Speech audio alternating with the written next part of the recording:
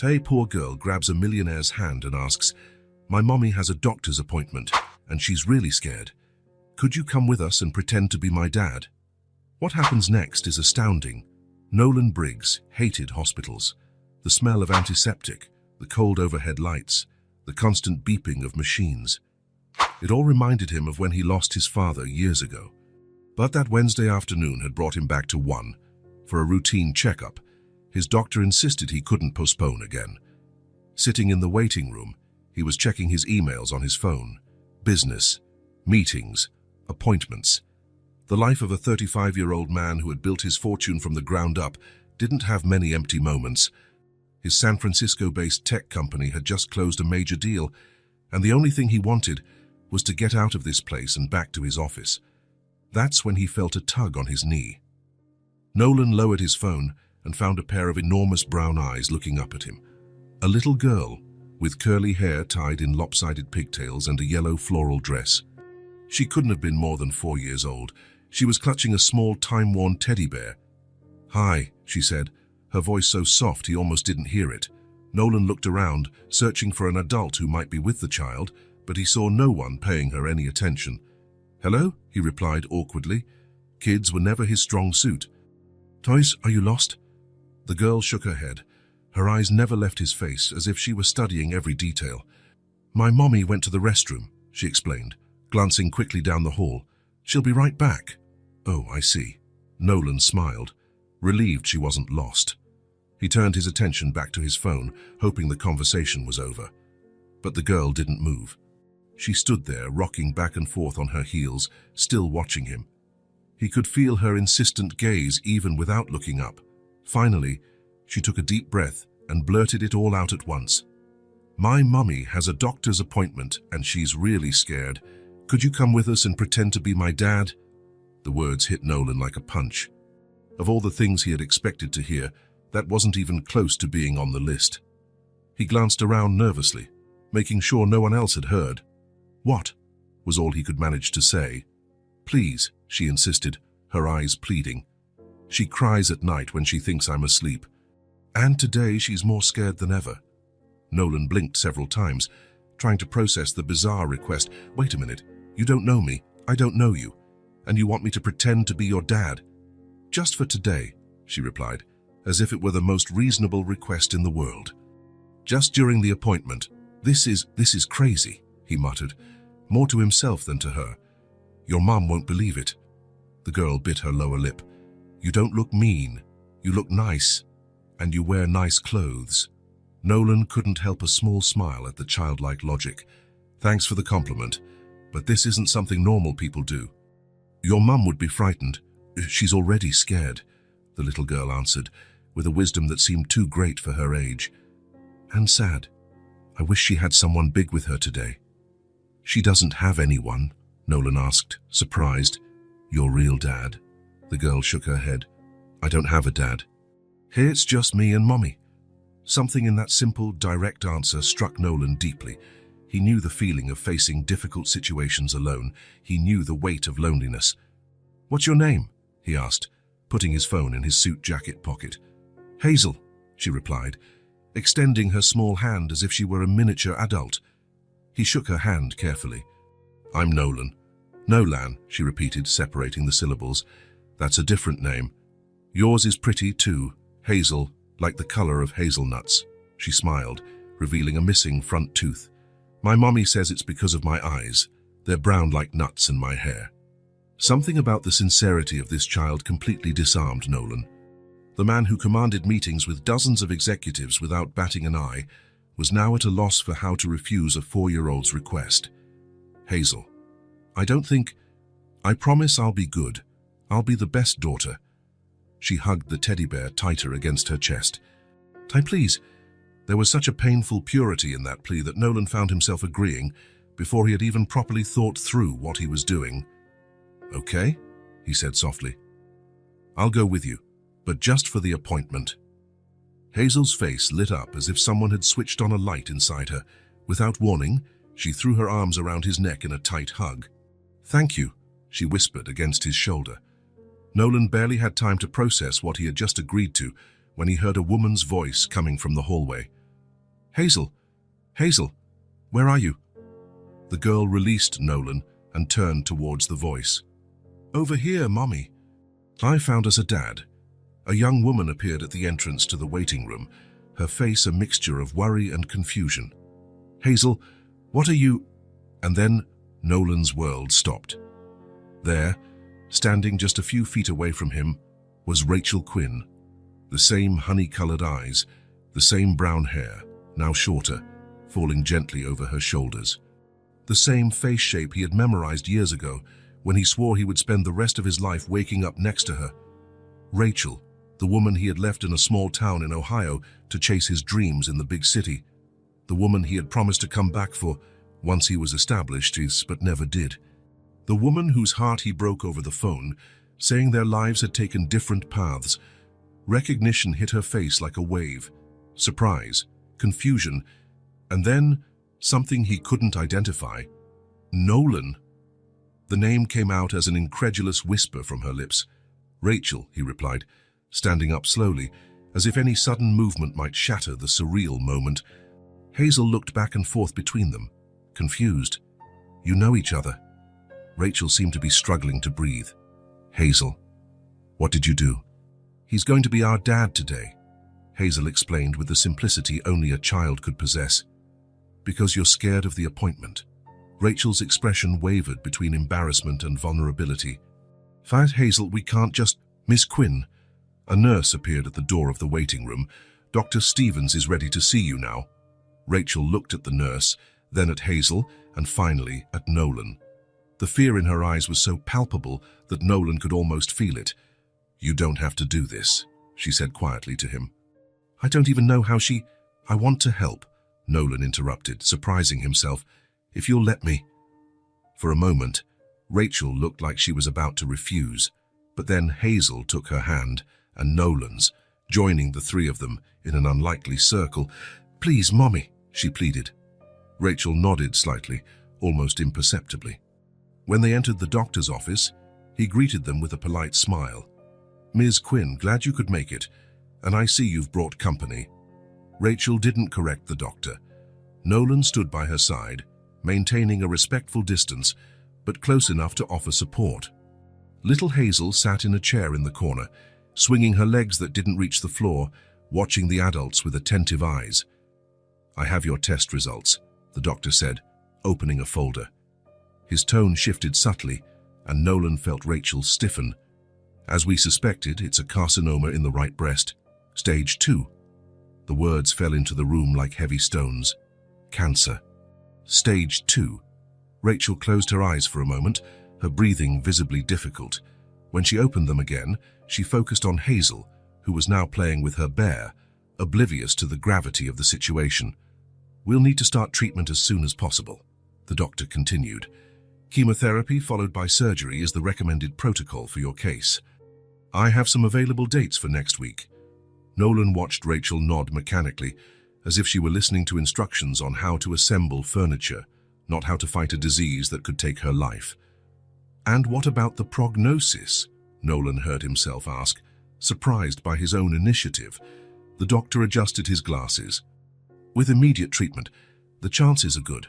Stage 2 breast cancer has a 5-year survival rate of around 90% when treated properly. Rachel looked at Nolan, her eyes glistening with unshed tears. He couldn't decipher if it was gratitude or anger for his intrusion. When the doctor finished explaining the next steps and left to get some documents, the silence in the room became almost solid. You don't have to stay, Rachel said finally, her voice just a little louder than a whisper. You've already done more than enough. I want to help, Nolan replied. He hesitated, then added, I can drive you home.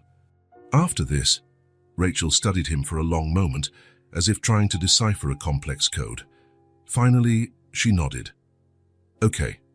When the doctor returned with the papers, Rachel signed them quickly. Hazel came back to Nolan's side and held his hand, as if it were the most natural thing in the world. Thanks for not telling him you're not my real dad, she whispered to him, so low that only he could hear. He squeezed her hand lightly. You're welcome. As they left the doctor's office, Nolan felt the weight of what had just happened. In less than an hour, his life had been turned upside down.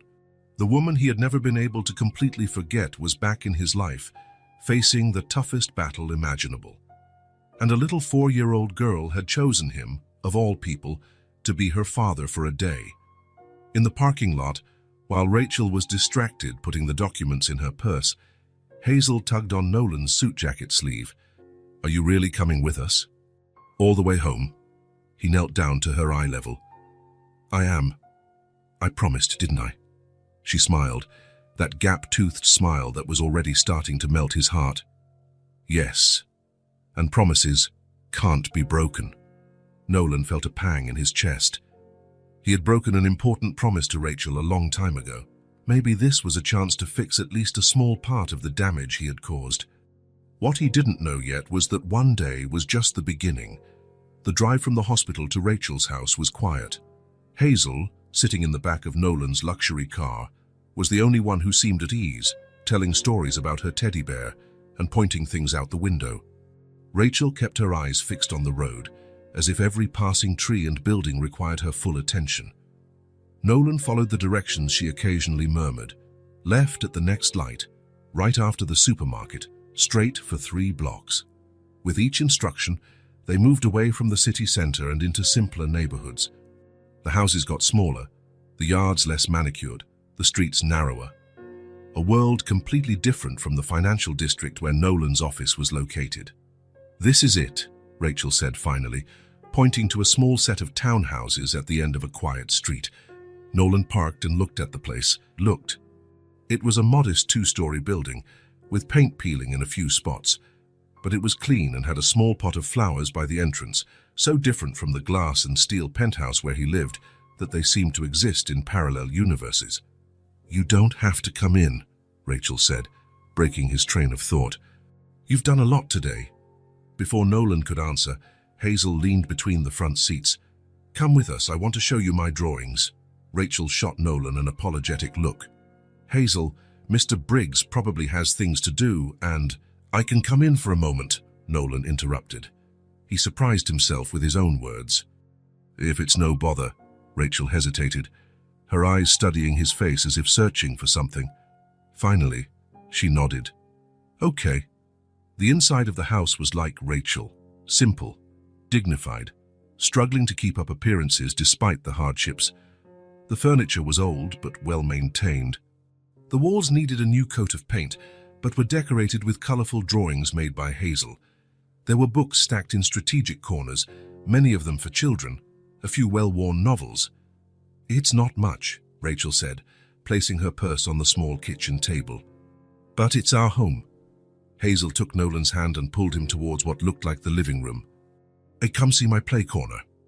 In the corner of the room was a small plastic table with child-sized chairs.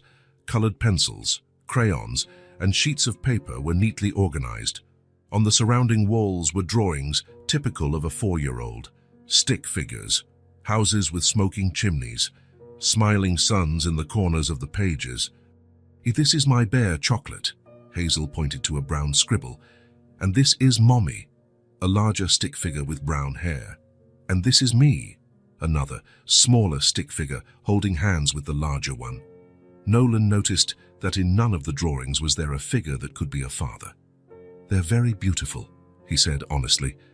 Rachel appeared in the doorway. "Hazel, would you like to make some juice for our guest?" The girl agreed enthusiastically and ran to the kitchen. Rachel waited until she was out of earshot. "Look, I appreciate what you did today. I don't know how she convinced you, but it helped." Nolan shook his head. "It was nothing, When I saw it was you, I couldn't just walk away." A heavy silence fell between them. 12 years of absence, unasked questions, explanations never given. "You look well," she said finally. "Successful, it seems." There was something in her voice, not envy or bitterness, but a weary observation. "As the company grew more than I expected," he replied, suddenly uncomfortable in his expensive suit and designer watch.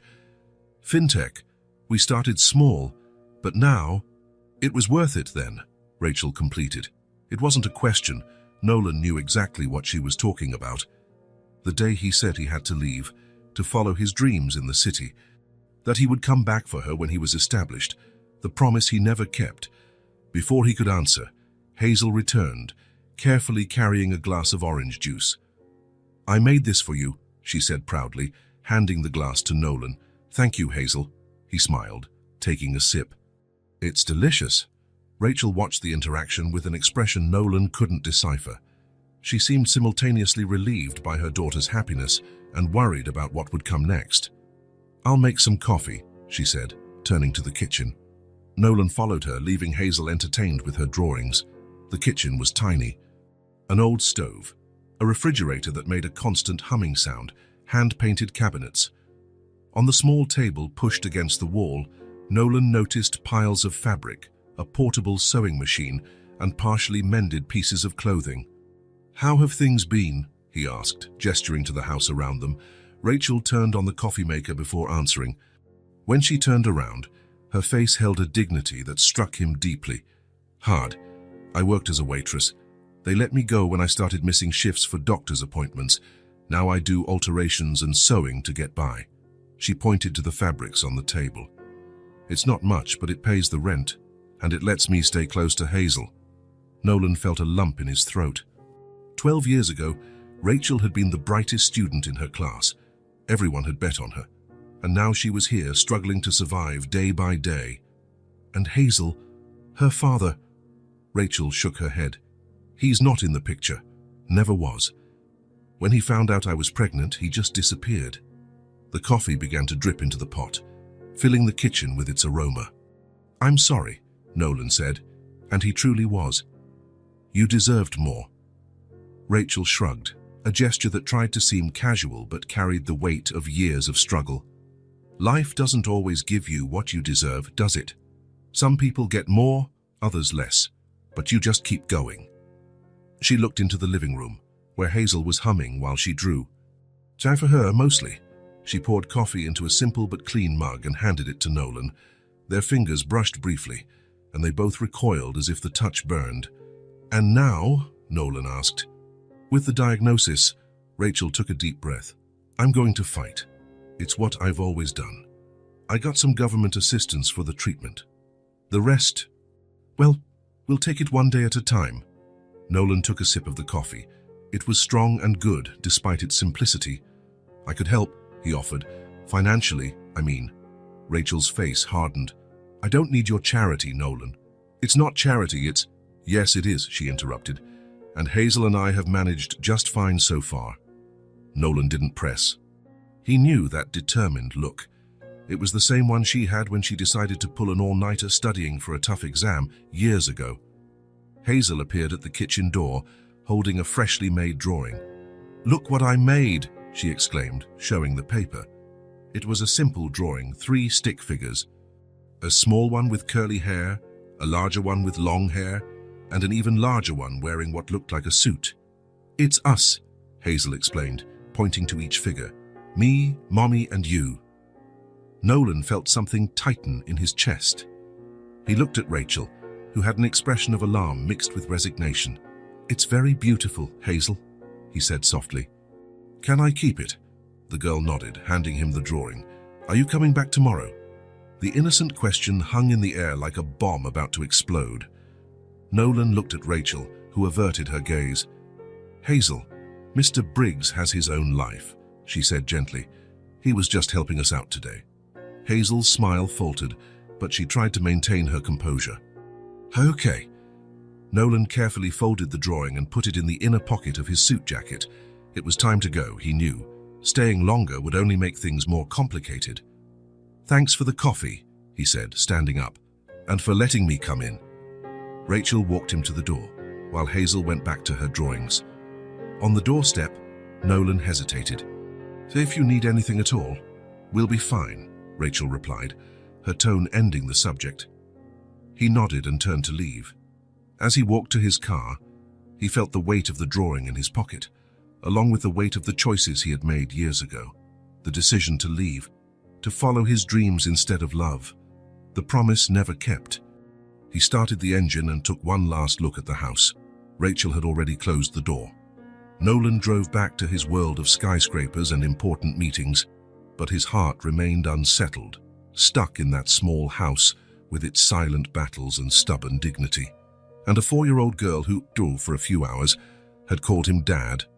3 days after his visit to Rachel and Hazel's house, Nolan found himself standing on the same sidewalk again, looking at the front door. In his hands, a package wrapped in colorful paper. He hadn't planned on coming back. In fact, he had told himself it would be better to keep his distance, that complications were the last thing Rachel needed now, that he had a company to run, meetings to conduct, goals to meet. But here he was, ringing the doorbell at 6 o'clock on a Friday evening. Rachel opened the door, surprise written on her tired face. "Nolan." "Hi," he said, suddenly feeling out of place in his expensive suit. "I was just passing by and thought I'd see how you two are doing." It was an obvious lie. No one just passed by this residential neighborhood unless they lived there. Rachel seemed to assess the situation for a moment before opening the door wider. "Come in. Hazel is just finishing her bath." The house looked the same, but Nolan noticed some papers on the kitchen table, prescriptions, pamphlets about cancer treatment, a calendar with dates marked in red. "Di, how are you?" he asked, keeping his voice low. Rachel shrugged. "I start chemo on Monday. I'm preparing myself mentally." She pointed to the papers. "Reading everything I can to know what to expect." "And Hazel, does she know?" "I told her I'm sick and need to take strong medicine, that I might get tired and even lose my hair." She asked a lot of questions, but she seems to be handling it well. Rachel ran a hand over her face. "Kids are stronger than we think." The sound of quick footsteps on the stairs interrupted the conversation. Hazel appeared at the kitchen door, with wet hair and wearing unicorn pajamas. Her eyes widened when she saw Nolan. "You came back," she exclaimed, running to hug his legs. Nolan felt a warmth spread through his chest at the genuine welcome. He couldn't remember the last time someone had been so happy to see him. "I brought you something," he said, handing her the wrapped package. Hazel looked at her mother as if asking for permission. Rachel nodded, and the girl began to tear the paper with excitement. Inside was a rag doll with a yellow dress, a case of colored pencils with 24 different colors, and a large drawing pad with thick, white pages. "Wow," Hazel breathed, touching the gifts with reverence. She held up the doll, examining its embroidered face and yarn hair. "Thank you. I've always wanted one of these." Her eyes sparkled with a joy so pure that Nolan felt his throat tighten. "How about we break in this new drawing pad?" he suggested, pointing to the living room table. Hazel ran to set up her new art station, carrying the doll under her arm. Nolan turned to Rachel, worried he might have overstepped a boundary. "I hope you don't mind." "I didn't want to seem like I was—" "It's okay," she interrupted. A small smile appeared on her face, the first he had seen since their reunion. "She loves to draw, but we've been saving on supplies. This will keep her busy for weeks." In the living room, Hazel had already arranged the pencils by color and opened the drawing pad to the first page. "Come on, Nolan," she called, pronouncing his name in the same peculiar way as before. He sat on the floor beside her, aware that his suit was not made for this kind of activity. "What are we going to draw?" "A family of elephants," Hazel decided, already grabbing the gray pencil. For the next hour, Nolan completely forgot who he was on the outside. He was no longer the CEO of a tech company, the man who closed million-dollar deals, who had a schedule so tight his assistants had to book his meals. He was just a man sitting on the floor, drawing clumsy elephants next to a child who laughed at his attempts and corrected him with the serious wisdom of a 4-year-old. From the kitchen doorway, Rachel watched the scene. There was a lump in her throat she couldn't explain. Anger that he had left years ago, gratitude that he was here now, fear that Hazel would get too attached to someone who would inevitably leave again. But there was also something else, something she hadn't felt in so long she had almost forgotten what it was like.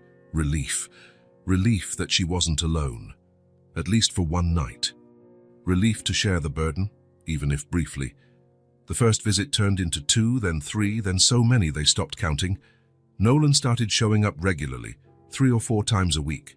Sometimes he brought food, other times a new book for Hazel or flowers for the house. He would show up after work, his suit wrinkled after a long day, but always with energy for Hazel. He learned how to braid her hair, to tell crazy stories about adventurous princesses, to build forts with sheets in the living room. Rachel didn't understand at first. She expected him to disappear after 1 or 2 visits, that his curiosity or guilt, whatever had brought him back, would quickly run out. But he kept coming back. On the eve of Rachel's first day of chemotherapy, Nolan showed up with a full dinner and a proposal. "I want to go with you tomorrow," he said, when Hazel was distracted watching cartoons. "And I can stay with her during the sessions, if you'll let me." Rachel frowned. "Don't you have a company to run?" "I do," he agreed. "So I also have a competent vice president and the ability to work remotely." He hesitated, then added, "Rachel, I want to help. Let me do this." She wanted to refuse. She wanted to maintain emotional distance, well-defined boundaries. But the truth was she was terrified of the treatment, the side effects, the possibility of Hazel being left alone if something went wrong. "Okay," she finally agreed. "But let's make it clear to Hazel that it's temporary. I don't want her to get her hopes up." Nolan nodded, ignoring the pang he felt in his chest at those words.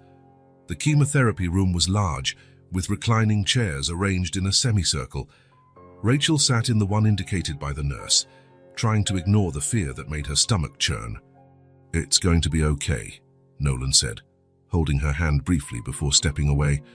"Hazel and I will be in the cafeteria. Text me when you're done." Rachel nodded, grateful for the privacy. She didn't want Hazel to see her like this, vulnerable, scared, with needles in her arm. In the hospital cafeteria, Nolan and Hazel settled at a table near the window. He had brought the drawing pad and pencils, and Hazel wasted no time. "I'm going to draw something special for Mommy," she announced, carefully selecting her colors. Nolan watched as she worked with intense concentration, her tongue sticking out the corner of her mouth, her eyebrows furrowed with effort. "What are you drawing?" he asked after a few minutes. "It's a surprise," she replied without looking up. He smiled and took the opportunity to check some emails on his phone. His assistant had rescheduled 2 meetings and sent documents for review. He replied quickly, aware that his priority at that moment was sitting across from him, not in his office. "Done," Hazel announced finally, turning the drawing for him to see. It was simple and colorful, 3 figures holding hands under a smiling sun. A small one with curls, a medium one with long hair, and a taller one wearing what looked like a suit. "I drew us," she explained, pointing to each figure, "because now we're like a team." Nolan felt something break and rebuild inside him with those words. "Our team?" he repeated, his voice slightly hoarse. "Yes," Hazel continued, excited. "Mommy said that teams stick together even when it's hard, and they help each other, like us." She offered him the drawing proudly. "You can show it to her when we go get her." Nolan accepted the paper with more care than he had ever held any $1 million contract. "It's perfect, Hazel." 2.5 hours later, Rachel sent a short text. "Finished." They found her at the exit of the treatment room. She was pale, with deep, dark circles under her eyes, but she was on her feet and trying to smile. "How was it?" Nolan asked quietly, as Hazel skipped ahead of them down the hall. "Exhausting," Rachel replied, "but bearable. The worst part will probably come later, when the side effects start." She swayed slightly, and Nolan put his hand on her waist to steady her. "Thank you," she murmured, not pulling away from his touch. In the car, Hazel was excited to show her the drawing. "Look, Mommy. I drew us." Rachel looked at the paper her daughter was holding, and a tired but genuine smile lit up her face. "It's beautiful, my love. It's the 3 of us. A team." Rachel looked at Nolan in the rearview mirror, a silent question in her eyes. He just smiled back, unable to find the right words. That night, after putting Hazel to bed and making sure Rachel was comfortable, Nolan returned to his empty, luxurious apartment. Before going to sleep, he carefully took Hazel's drawing out of his pocket and placed it in his wallet. 3 figures holding hands under a bright sun, a team. It was strange how, in just a few weeks, these 2 people had filled a void he didn't even know existed. How the nights he didn't go to their house seemed longer and emptier than they had ever been. Who would have thought he would find his place in the routine of a single mother, fighting cancer? and a 4-year-old girl who had chosen him, of all people, to be her father for a day. And that one day kept extending, with none of them seeming willing to put an end to it. 3 weeks of chemotherapy had taken their toll. Rachel had lost weight. Her skin had taken on a grayish tone, and her once shiny hair was beginning to fall out in clumps that she tried to hide from Hazel with colorful scarves. Despite everything, she remained strong.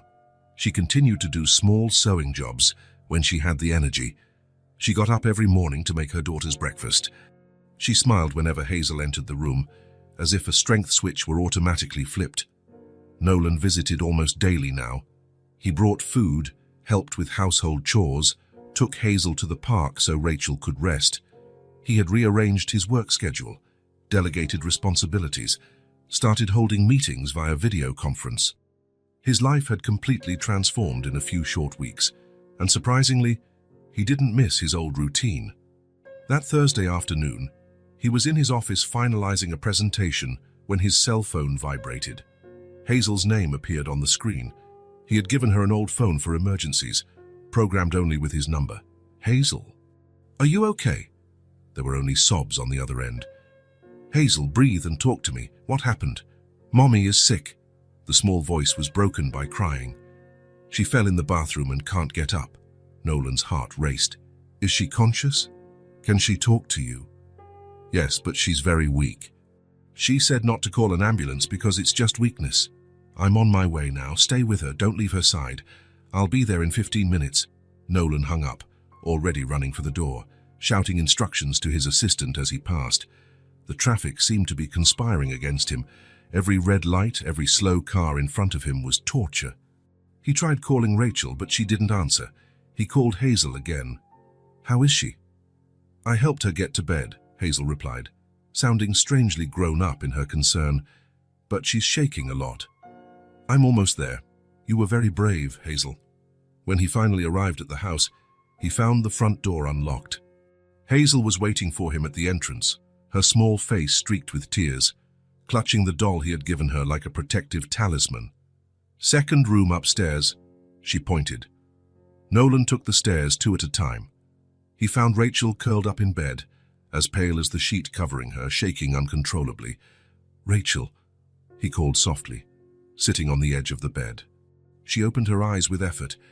"You didn't have to come. I just need to rest a bit." Nolan placed his hand on her forehead. She was feverish. "This isn't just exhaustion. It could be a reaction to the chemo or an infection. Your immune system is low."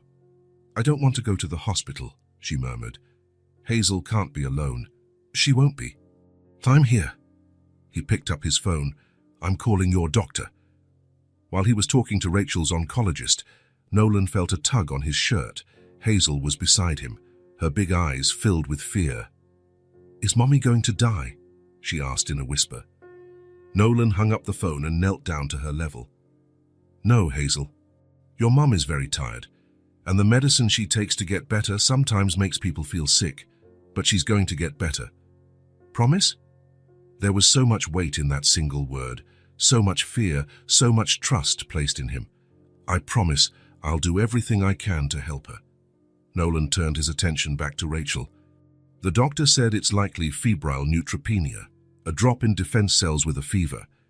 We need to take you to the hospital for antibiotics." Rachel tried to protest, but she had no strength. Nolan lifted her into his arms, startled by how light she was, as if the illness were consuming her from the inside out. "Hazel, get a change of clothes for your mom and some toiletries. We're going to the hospital." The girl ran to the closet, determined in her mission. Nolan carried Rachel down the stairs and gently placed her in the back seat of the car. "Can Hazel stay with me? I don't want her to see," Rachel murmured, her eyes closing against her will. "Don't worry about that now. We'll take it one step at a time." At the hospital, Nolan navigated the bureaucracy with Hazel by his side, holding his hand like an anchor. When the doctors took Rachel for treatment, he found himself in a sterile waiting room with a 4-year-old child, looking to him for security. "I'm hungry," she said after an hour of waiting. Nolan realized it was past 6, and neither of them had eaten. He found the hospital cafeteria and bought sandwiches and juice. As they ate, he noticed Hazel's eyes closing with exhaustion. Without a second thought, he picked her up and settled her against his chest. She nestled her head on his shoulder, the doll clutched against her body. "No, Lan," she murmured sleepily. "You're not going to leave, are you?" "I'm not going anywhere," he replied, feeling her weight relax against him. Hazel slept in his arms for 2 hours while he waited for news. When the doctor finally appeared, Nolan stood up carefully so as not to wake her. "Miss Quinn is responding well to the antibiotics," the doctor informed him. "Neutropenia is a common complication of chemotherapy. We'll keep her for observation tonight, but she'll likely be able to go home tomorrow. Can I see her?" "Yes, but she's sedated. She'll be resting until tomorrow." Nolan thanked him and sat back down, adjusting Hazel in his arms. It was almost 10 at night. It made no sense to wake the child to see her sleeping mother. It was better to take her home and put her to sleep in her own bed. But then he realized he couldn't just leave Hazel alone at the house. Rachel would be in the hospital, and the girl needed supervision. He made a quick decision. He took Hazel to his apartment. The child woke up briefly during the drive. "Where's Mommy?" "She's resting at the hospital. She'll be better soon. You're going to sleep at my house tonight, okay?" Hazel nodded and went back to sleep. Nolan's apartment occupied the penthouse of a modern building in the city center. Sleek minimalist, decorated in shades of grey and black, the kind of place featured in architecture magazines, but one that never really felt like a home. He carried a sleeping Hazel through the private elevator and laid her on his king-size bed. She looked tiny amidst the dark sheets. Nolan took off her shoes, covered her with a light blanket, and left the bathroom light on in case she woke up disoriented. Then he took a quick shower and settled on the living room sofa, physically and emotionally exhausted. The next day, when Rachel was discharged, Nolan took her directly to his home. She was too weak to protest, and when she saw Hazel running to hug her at the apartment entrance, she just gave Nolan a grateful look. He set them up in the guest room and hired a private nurse to help with her care. Rachel needed intravenous antibiotics for a few more days and absolute rest. On the third day, when Rachel was more lucid and a little stronger, Nolan sat on the edge of her bed. "I need to talk to you." She nodded, preparing herself for what was to come. "What happened yesterday can't happen again," he said firmly. "You being alone, Hazel having to deal with an emergency." "I know," Rachel sighed. "I'll look for someone to stay with us. Maybe a part-time nurse. Come live with me," Nolan interrupted. "So I can take care of you properly." Rachel stared at him, surprised. "What? Both of you, here, during the treatment at least?" "Nolan, we can't just invade your life like this. You're already doing too much. I'm not doing enough." He held her hand gently. "Rachel, you need to focus on getting better, and Hazel needs stability. There's plenty of space here, 24-hour security in the building, and I'm 10 minutes from the hospital." Rachel looked away, her face a mix of conflicting emotions. "It's complicated." "I know, but it's practical." He squeezed her hand lightly. "I'm not proposing anything other than help, Rachel. A safe place during a difficult time." Before she could answer, Hazel entered the room carrying a freshly made drawing. "Mommy, look what I made. It's Nolan's building, and the three of us in the window." Rachel smiled at her daughter, taking the drawing. "It's beautiful, my love." Hazel turned to Nolan. "Can I make more drawings to put on your fridge?" Nolan looked at Rachel, a silent question in his eyes. "Hazel," Rachel called softly, "what would you think about staying here for a while, until Mommy gets completely better?" The girl's eyes widened. "Live here, for real?" "Only if you want to," Nolan added quickly. Hazel looked around, considering, "Is there space to hang my drawings?" Nolan smiled. "There's a whole space just for you." The joy on Hazel's face was instantaneous, but she soon became serious. "And my things, my books and my toy box?" "We can bring everything," Nolan assured her. "So and buy a new bookshelf just for your books." That seemed to seal the deal for Hazel, who left the room skipping to explore her new temporary home. Rachel watched her daughter leave and then turned to Nolan. Are you sure about this? It's not a small responsibility. I've never been more sure of anything in my life. There was something in the way he said it, a quiet conviction without drama or hesitation that made Rachel finally nod. Okay, but we're paying rent. Nolan opened his mouth to protest, but her determined look made him reconsider. A symbolic amount, then. And it's temporary, she added. Until I finish treatment and get my strength back. Deal. 3 days later, Rachel and Hazel's few belongings were moved into Nolan's apartment. There wasn't much. Clothes, books, toys, Rachel's sewing machine. A few personal items. It all fit in just 2 cars. To Hazel's surprise, Nolan had transformed the home office into a child's bedroom. Freshly painted walls in light blue, a new bed with a star-patterned quilt, and a special drawing table by the window that had the best view of the city. "Is it all mine?" she asked in disbelief. "All yours," Nolan confirmed, "including that wall. It's your private art gallery." He pointed to an entire wall covered in corkboard, ready to receive her drawings. Rachel's room was next door, simple but elegant, with a comfortable armchair by the window and a small desk where she could do her sewing work when she felt up to it. In the days that followed, Nolan's once pristine and cold apartment began to come to life. Colorful drawings on the refrigerator, children's books on the coffee table, a pair of small slippers in the hallway, a half-finished mug of tea left on the kitchen counter. The first few mornings were strange, with the 3 of them moving cautiously around each other, learning the rhythms and habits of closer cohabitation, but gradually a routine began to form. Nolan would get up early and make breakfast before leaving for the office. Rachel would manage her medications and supervise the homework Hazel's teacher sent. He would come back at lunchtime to check on them and often worked from home in the afternoon. At night, they ate dinner together. Sometimes they ordered food. Other times Nolan cooked something simple he had learned from online tutorials. Afterwards, they would watch a movie, or Hazel would show off her new drawings. There were difficult moments, of course. Days when Rachel spent hours in the bathroom throwing up after chemo, nights when Hazel woke up crying, scared by nightmares about her mother leaving, moments when the forced intimacy brought old resentments and unresolved grievances between Rachel and Nolan to the surface. But there were also surprisingly sweet moments. Hazel teaching Nolan how to braid her doll's hair. Rachel laughing genuinely at a silly joke during dinner. The 3 of them falling asleep on the sofa while watching an animated movie on a Friday night. Slowly, without any of them fully realizing it, something new was forming in that apartment.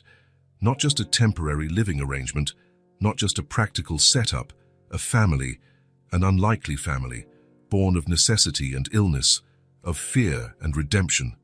A family that none of them had planned, but that now, in the silence of the night, when Nolan checked on a sleeping Hazel before going to his own room, felt strangely right.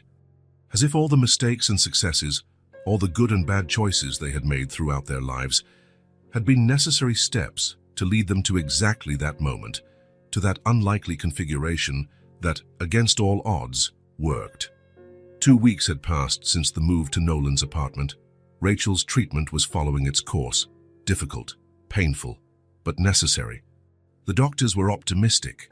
The tumor had shrunk a little, a positive response to chemotherapy.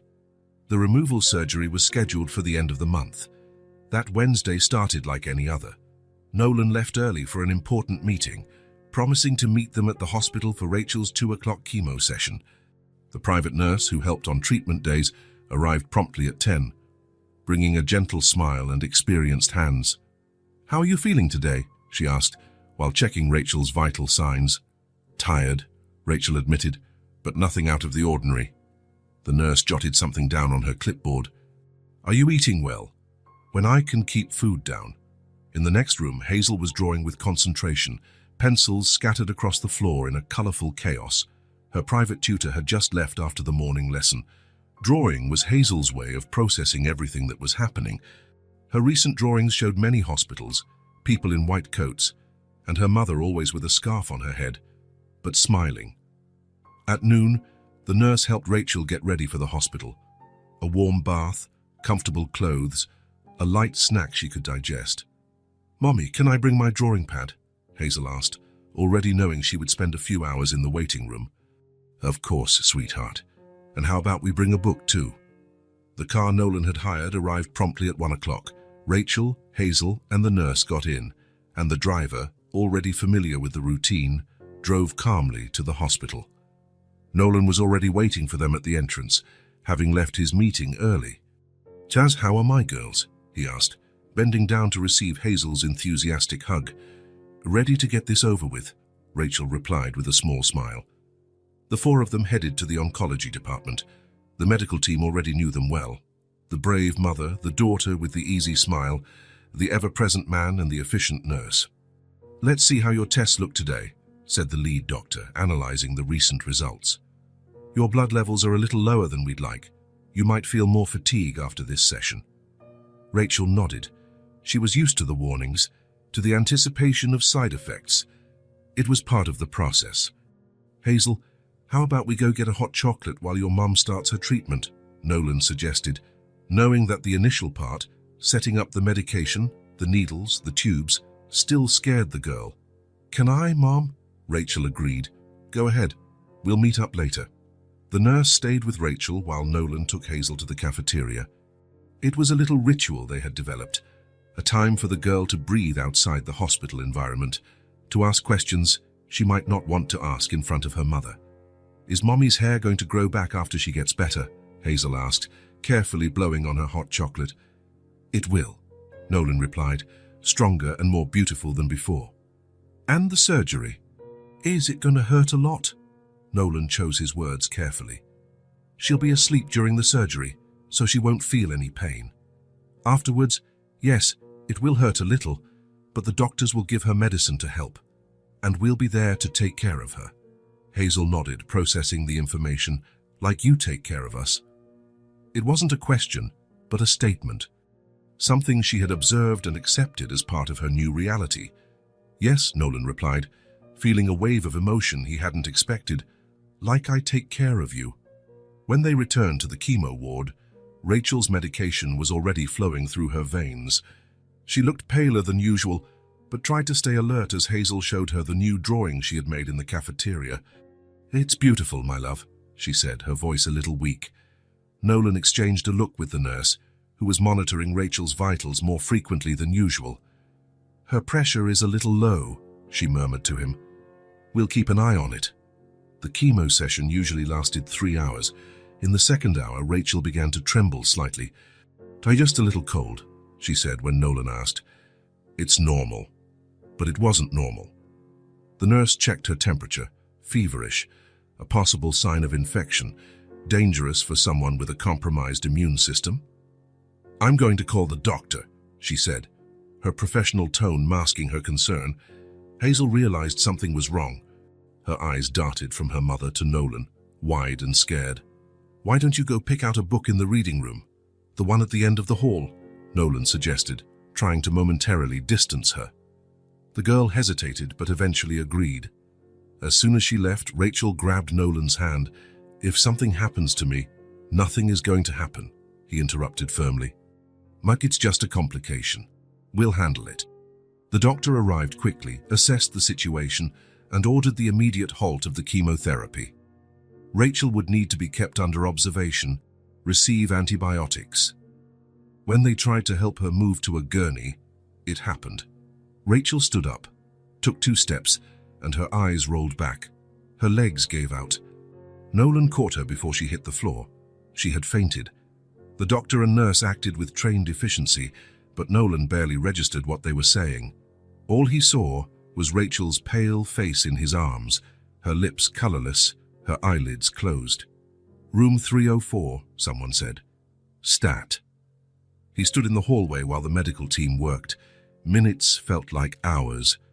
Through the glass of the door, he saw quick movements, equipment being connected, urgent voices giving orders. "Nolan." Hazel's small voice brought him back to reality. She was standing in the middle of the hallway, hugging a book to her chest, her eyes wide with fear. Where's Mommy? How could he explain? How could he tell a 4-year-old girl that her mother, her only safe harbor, had collapsed? that doctors were now fighting to stabilize her. He knelt to her level, trying to keep his voice calm. "Your mum is feeling very tired. The doctors are taking care of her in that room. Is she going to die?" The question came out as a breath, laden with a fear no child should ever know. "No," Nolan answered with a certainty he didn't truly feel. "She's sick, and sometimes sick people need extra help, but the doctors are very good at what they do." Hazel nodded, but her eyes filled with tears.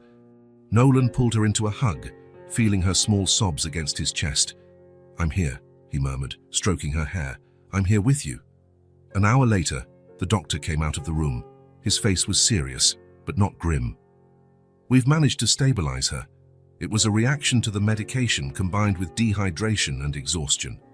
We're going to keep her in the hospital tonight for observation." "Is she going to be okay?" Nolan asked, his hand still holding Hazel's. "With proper rest and monitoring, yes. But we need to adjust her chemotherapy protocol.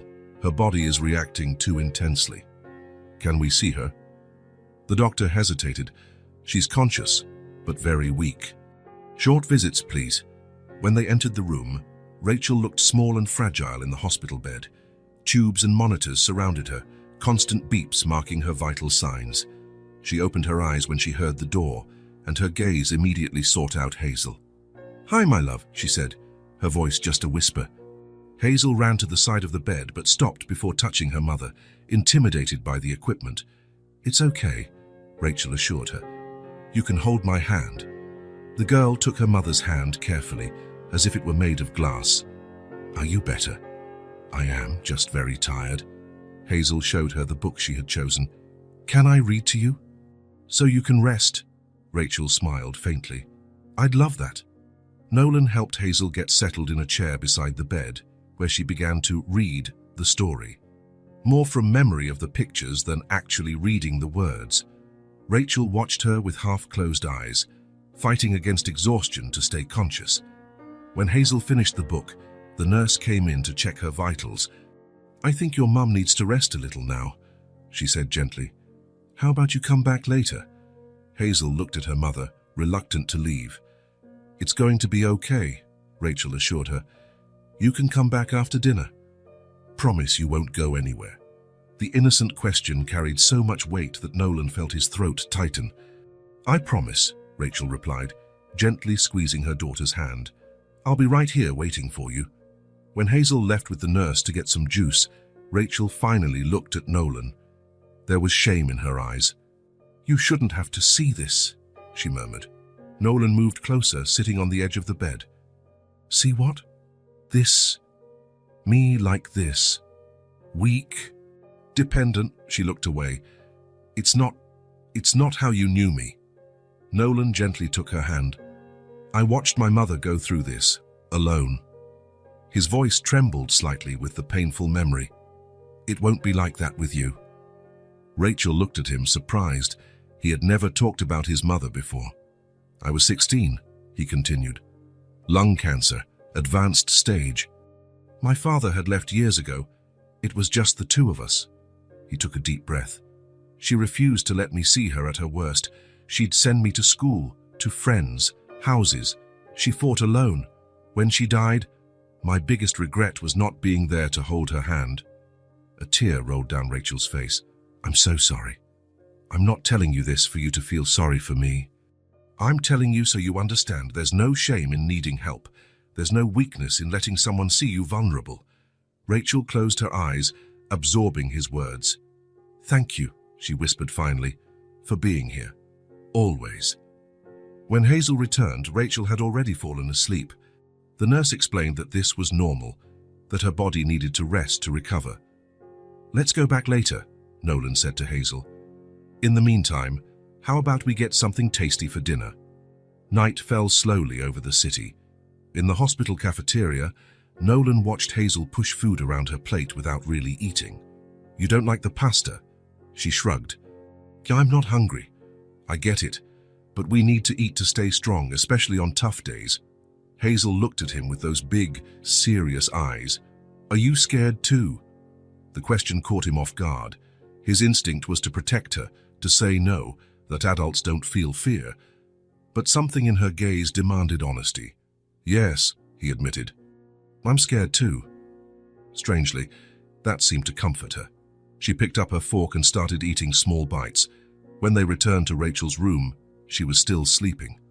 The nurse said she probably wouldn't wake up until the next morning. "I think we should go home," Nolan suggested. "We'll come back early tomorrow." But Hazel refused to leave. "I promised her I'd come back. What if she wakes up and doesn't find me?" Nolan understood the child's fear. "Okay, we can stay a little longer." They ended up spending the night at the hospital. Hazel fell asleep on the small sofa in the room, using Nolan's lap as a pillow. He took off his own jacket and carefully covered her, watching her little face relax in the deep sleep of childhood. He looked at Rachel in the hospital bed, at Hazel asleep on his lap. He felt something expand inside his chest, a certainty he couldn't quite name. They were already a family, he realized, not on paper, not by declaration, but in practice. In the small gestures, the shared worries, the silent comfort of each other's presence. In the morning, Rachel woke up stronger. The color had partially returned to her face, and the doctors were pleased with her vital signs. "We can go home this afternoon," she announced when Hazel woke up. "But I need to be more careful." "Rest more. I'll help," Hazel promised solemnly. "I'll be very quiet when you're resting." Rachel smiled, stroking her daughter's face. "You already help so much just by being you." That afternoon, after receiving the medical instructions and new medications, they returned to the apartment. Rachel was weak but managed to walk with Nolan's help. After Hazel went to sleep, exhausted from the stressful day, Rachel found Nolan on the balcony. The night was clear, the city lights twinkling below them. "Thank you," she said, joining him at the railing. "For yesterday, for everything." Nolan nodded. They stood in silence for a moment, just watching the city. "Hazel's father left me when he found out I was pregnant," Rachel said suddenly. "I raised her alone, and now I'm scared of the surgery, scared of leaving her." Her voice broke on the last phrase. The fear she had kept under control during the day to protect Hazel finally found an outlet. Nolan turned to face her. Without a word, he took his wallet from his pocket and removed something from inside. An old photograph, yellowed at the edges. He held it out to her. Rachel took the photo carefully. In it, two teenagers smiled at the camera, arms around each other in front of a tree. She was 17, with long hair and a floral dress. He was 18, thin and awkward, looking at her as if she were the center of the universe. "You kept it?" she asked, her voice barely a whisper. "Because you were the only woman I ever loved." Rachel looked up from the photo to his face. "And now?" Nolan held her hands, the photo between them like a bridge connecting past and present. "Now I want to face this with you. And with Hazel." They weren't grand words of eternal love. They weren't impossible promises to keep. It was something simpler, and perhaps for that very reason, more true. An offer of presence, of commitment, of partnership. Rachel didn't answer with words. She moved closer and rested her head on his shoulder, a wordless gesture of acceptance. They stayed like that for a long time, fingers intertwined, the photo between them, the city pulsing below. The future was still uncertain, full of challenges and possible pain. But in that moment, in the quiet of the night, something had fundamentally changed. They were no longer alone in their struggles. The eve of the surgery arrived faster than any of them were prepared for. Despite the doctors reinforcing that the procedure was standard and the chances of success were high, a silent tension hung over the apartment. During dinner, Hazel talked more than usual, as if trying to fill the adults' worried silence with stories from her private tutor, the drawings she had made, and plans for when winter came and they could build snowmen. Nolan responded with enthusiasm, feeding the conversation, while Rachel smiled and nodded, her plate almost untouched in front of her. "You need to eat," Nolan said softly when Hazel left the table to get a drawing she wanted to show. "I'm not hungry," Rachel replied, pushing pasta around her plate. After a moment, she added, "I'm afraid I'll get sick during the night because of tomorrow's anesthesia." It was an excuse, and they both knew it. Fear had stolen her appetite. After dinner, Nolan helped Hazel with her bath and bedtime routine. He read 2 stories instead of the usual one and sat by her bed until she fell asleep, holding her small hand in his. When he returned to the living room, he found Rachel on the balcony, looking out at the city lights. She was wearing a thick robe over her pajamas, protecting herself from the cold night wind. "Is she asleep?" Rachel asked without turning around. "Yes, she asked for 2 stories tonight." Rachel nodded, still with her back to him. Her shoulders were tense, her posture rigid. "The doctors said the surgery has a 95% chance of success," Nolan offered, approaching her. "Those are excellent numbers." "I know." She finally turned to face him. Her eyes were welling up with tears. But what about the other 5%? Nolan had no answer for that. Statistics were cold, impersonal. They didn't acknowledge that for Hazel, her mother was 100% of her world. "I need to ask you something," Rachel said, her voice almost a whisper. "Something I have no right to ask, but anything," he replied without hesitation. Rachel took a deep breath, as if gathering courage. A tear escaped and slid down her pale cheek. "If something happens to me, will you take care of her?" The question hung between them, heavy with meaning. It wasn't just a practical request about who would care for Hazel in the worst-case scenario. It was an acknowledgement of what had formed between them in recent weeks, an unconventional family, born of necessity, but strengthened by something deeper. "She's already mine," Nolan replied, his voice firm, despite the lump in his throat. "But I promise, with everything that I am." Rachel closed her eyes for a moment, letting more tears escape. When she opened them again, there was relief in her gaze, as if a great weight had been lifted from her shoulders. "Thank you," she whispered. Nolan took a step forward and pulled her into his arms. She didn't resist, sinking into the hug, as if she could finally let go of all the strength she had been holding on to for so long. Her shoulders trembled with silent sobs. It's going to be okay," he murmured against her hair. "And I'll be there when you wake up. We both will be." They stayed like that for a long time, embraced under the starry sky, the city pulsing below them, indifferent to the small and enormous dramas unfolding in every lit window. When they finally separated, Rachel ran her hands over her face, wiping away the tears. "I need to try to sleep," she said. "Tomorrow will be a long day." Nolan nodded.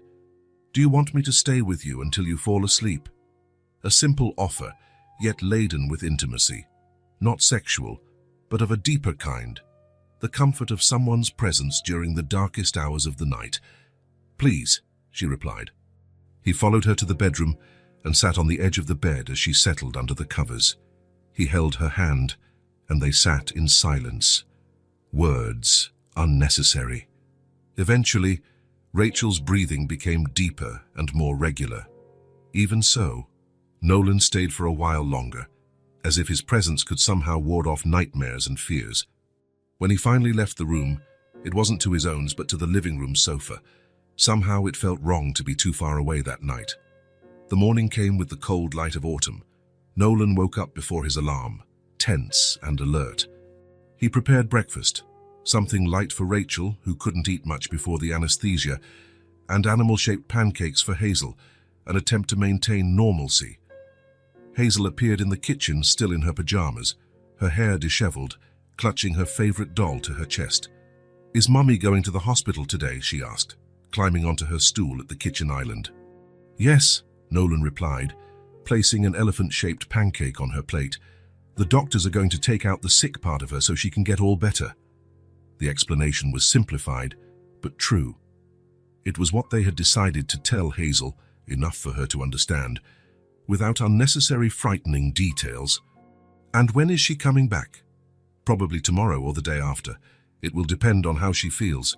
Hazel nodded, absorbing the information as she ate small pieces of her pancake. "I made her a present," she announced after a few moments. "Really? What is it?" "A special drawing, for her to see when she wakes up from the surgery." Nolan smiled, feeling a wave of affection for this child who faced everything with such courage and kindness. "I'm sure she'll love it." Rachel entered the kitchen shortly after, already dressed and ready. Her face was pale but determined. There was a quiet strength about her this morning, as if she had made peace with what was to come. "Good morning, my loves," she said, kissing the top of Hazel's head, the naturalness with which the phrase came out. My loves, including Nolan in that intimate circle, did not go unnoticed by either of them. Rachel blushed slightly, but didn't take back what she said. Breakfast proceeded with a forced normalcy.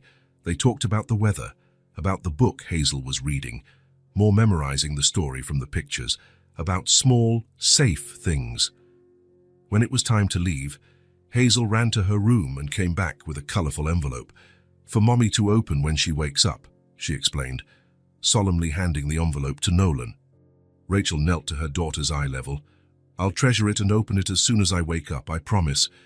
She hugged Hazel for a long time, breathing in the scent of baby shampoo and innocence that emanated from her.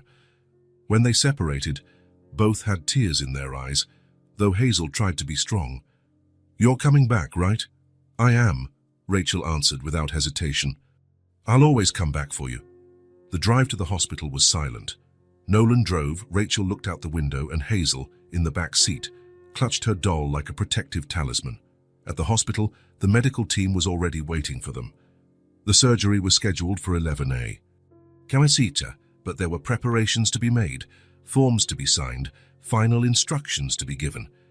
When it was time for Rachel to go to the prep room, Hazel grabbed her hand tightly. I love you, Mommy.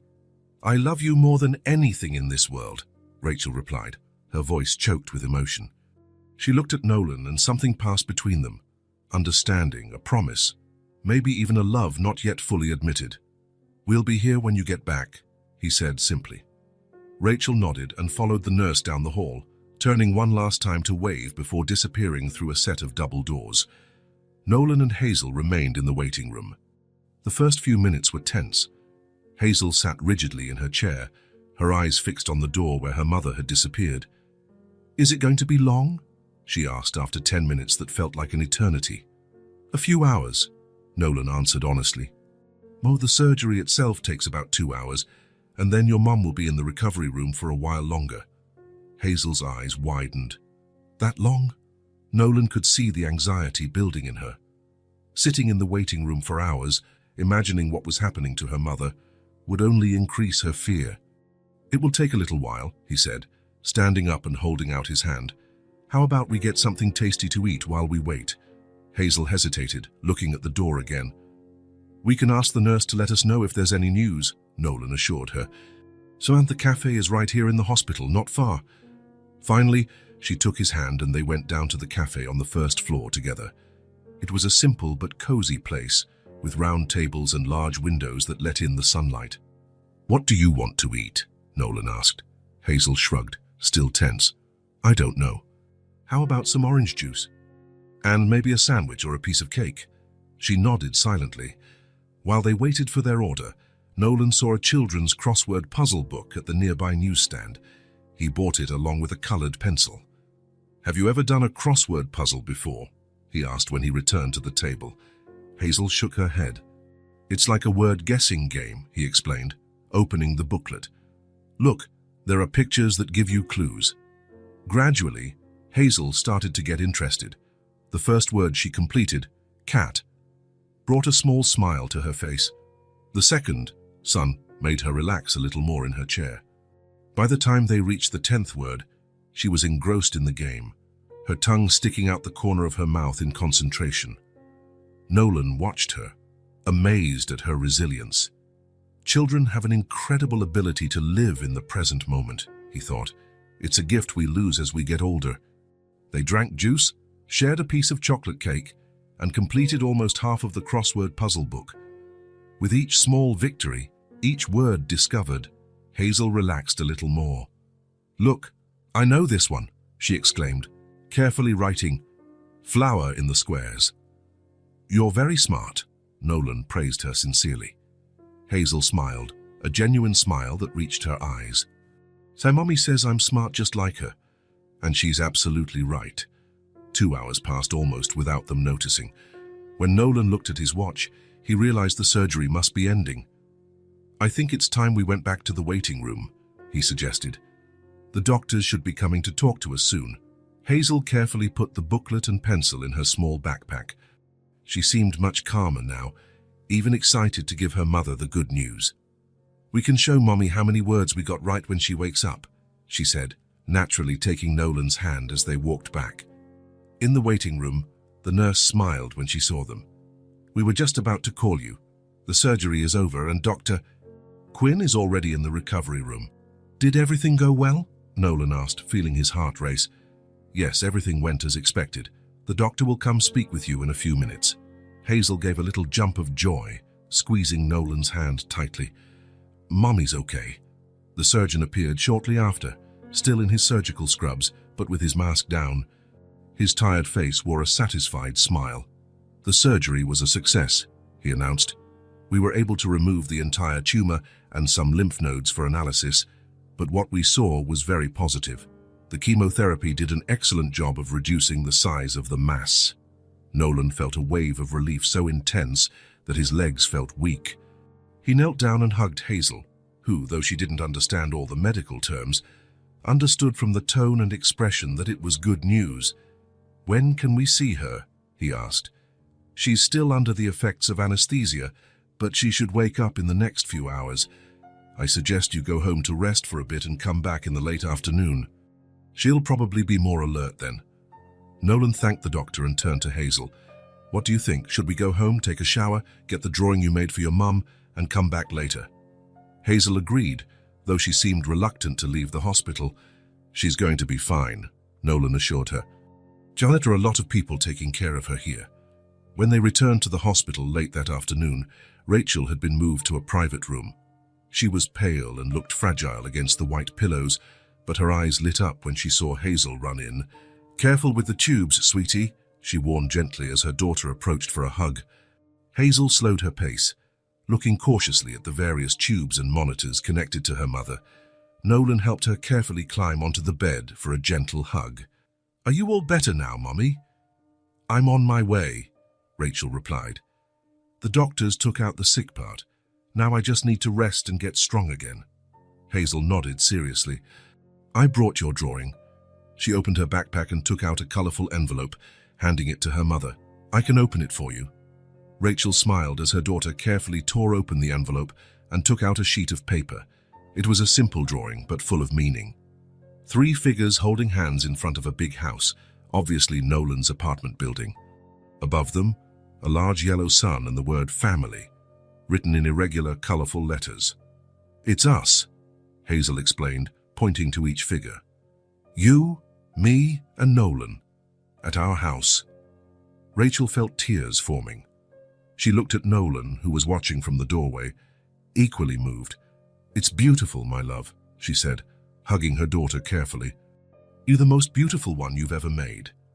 3 days later, Rachel was discharged from the hospital. The recovery would be long, weeks of rest, followed by preventative radiation therapy, but the worst was over. The cancer was gone, and the doctors were optimistic about her prognosis. Nolan helped her get settled in the apartment, turning the living room into a comfortable space where she could rest and still be part of family life. At dusk on the first day home, after Hazel had fallen asleep, exhausted by the excitement of her mother's return, Rachel called Nolan to the balcony. The place had become their shared refuge, where the most important conversations happened. "Can you walk that far?" he asked, concerned. "With your help." He gently supported her to the balcony, where he helped her sit in one of the comfortable chairs. The sunset painted the sky in shades of orange and pink, the city below beginning to light up. "Thank you," Rachel said after a moment of contemplative silence, "for everything, but most of all, thank you for taking care of my daughter." Nolan sat beside her, looking at the horizon. "You don't have to thank me for that." "Yes, I do." She turned to face him. "You could have just helped financially, or shown up occasionally, but you were really there. For her. For me, I wanted to be," he replied simply. Rachel smiled, a smile that reached her tired eyes. "You know, when Hazel approached you in that hospital, I was mortified. Of all the people in the world, it had to be you. And now, I think she was always wiser than both of us." Nolan chuckled softly. "She certainly is special." A comfortable silence settled between them. The city lights shone brighter as darkness fell. "What happens now?" Rachel finally asked. "When I'm completely better, do we go back to our house? Do you go back to your old life?" The question hung between them, laden with unspoken possibilities. "She can be mine," Nolan said softly. "If you'll let her." He paused, then added, "You both can be mine." It wasn't a traditional marriage proposal. It was something more fundamental, an acknowledgement of what they had already become, a question about what they could be together. Rachel held his hand tightly, as if to anchor herself in that moment. "She already is," she replied, her voice firm despite the tears in her eyes. "And so am I." Simple words that sealed a deep commitment. Nolan pulled her closer, wrapping her in a careful hug so as not to hurt her still healing scars. They held each other, without fear, without reservations. They were together. The road ahead would still be difficult. There would be more treatments, days of fatigue, adjustments to be made. But they would face it all as they had faced the last few months, as a family. A family that began with the innocent request of a 4-year-old child, grew through pain and fear, and solidified in the understanding that true love is not just a feeling, but a daily choice to stay, to care, to be present. "I think we should tell Hazel tomorrow," Rachel murmured against Nolan's chest. "Tell her what?" "That we're a real family now," Nolan smiled. "I have a feeling she already knows." Autumn brought a new phase. Rachel responded well to the preventative radiation therapy, with fewer side effects than the chemotherapy. Her hair was growing back, fine but determined, like small signs of victory. Nolan had restructured his work, more video conference meetings, more hours at home. His assistant, once used to seeing him at the office late, now smiled when he said he needed to leave early to take Hazel to her swimming lessons. The girl was back in regular school. She was happy to have friends again, to attend birthday parties, to bring home drawings to stick on the fridge that were not only hers, but also her new friends. On a sunny Friday, Nolan came home early.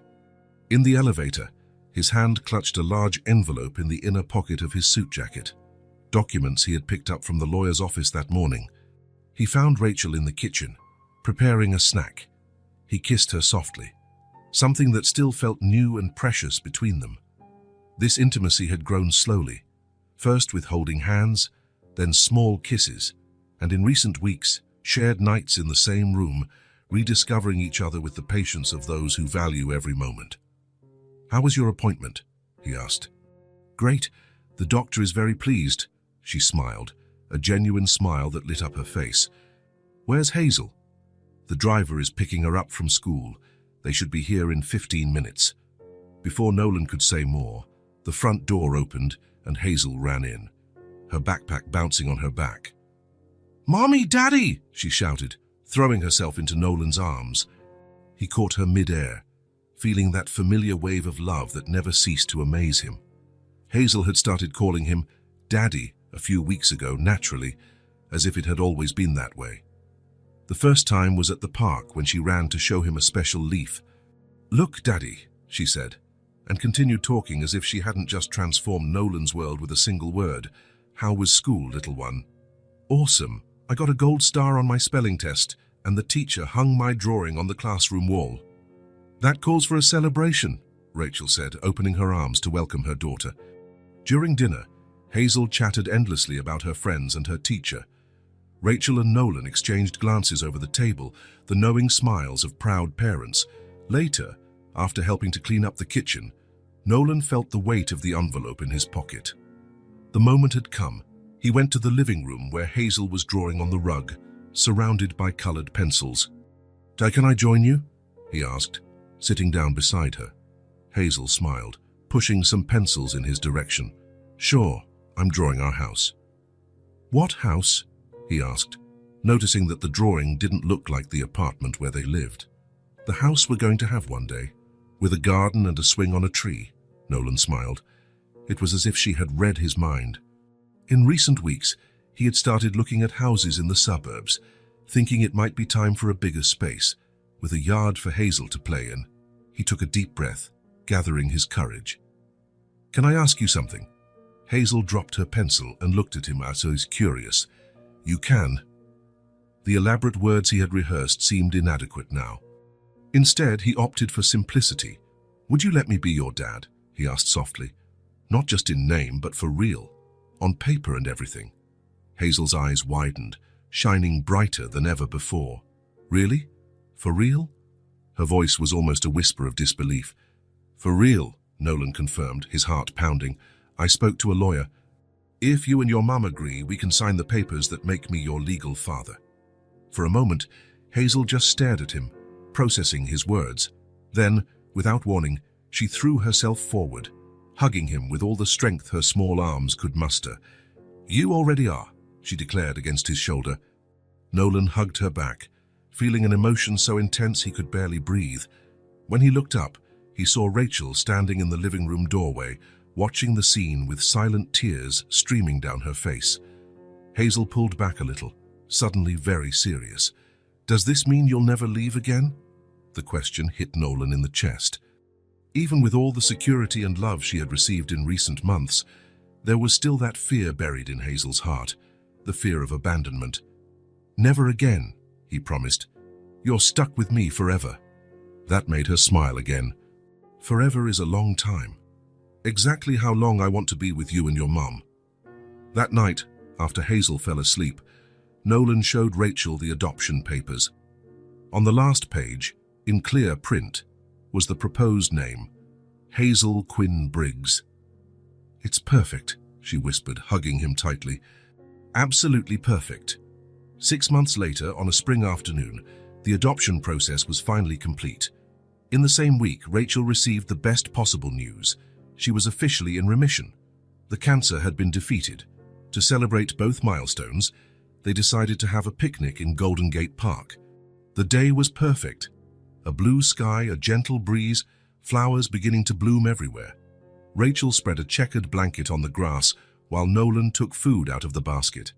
Hazel ran around them, chasing a colorful butterfly. Don't go too far, Rachel called out, her tone lighter now, without the weight of constant worry that had accompanied her for so long. Nolan watched them both with a sense of fullness that still surprised him at times. Rachel was now fully recovered. Her hair had grown into a short, modern cut she decided to keep. Her eyes shone with renewed energy. Life had found its balance. Rachel had gone back to school, fulfilling her dream of attending college.